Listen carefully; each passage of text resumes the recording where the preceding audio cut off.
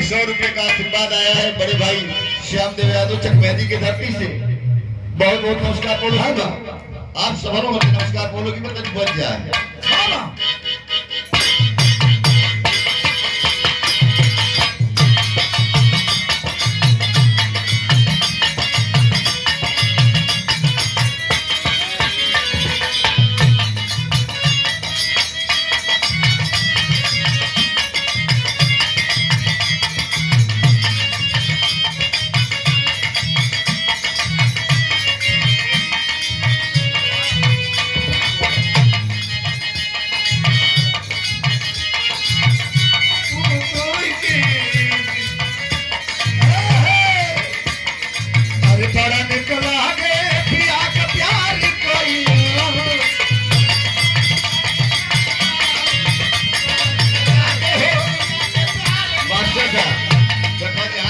प्यार का बात आवेला, प्यार कोई किस्म का होला।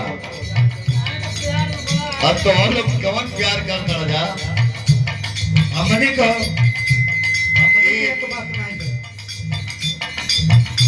बड़े भाई चंद्रजीत यादव पत्रकार जी की तरफ से बहुत रुपयों से सम्मान केलन भैया और बहुत बहुत नमस्कार भाई। ऐसा ही जो खीर है गिलास में लेके आराम से हम लोग बैठ के चुस्की दिन रहा आनंद लेते रहा बिरहा का कहना भैया चला रे पिया का प्यार कोई हो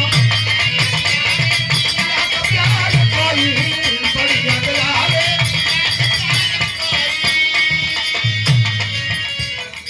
अरे रतिया रतिया पहाड़ की भाई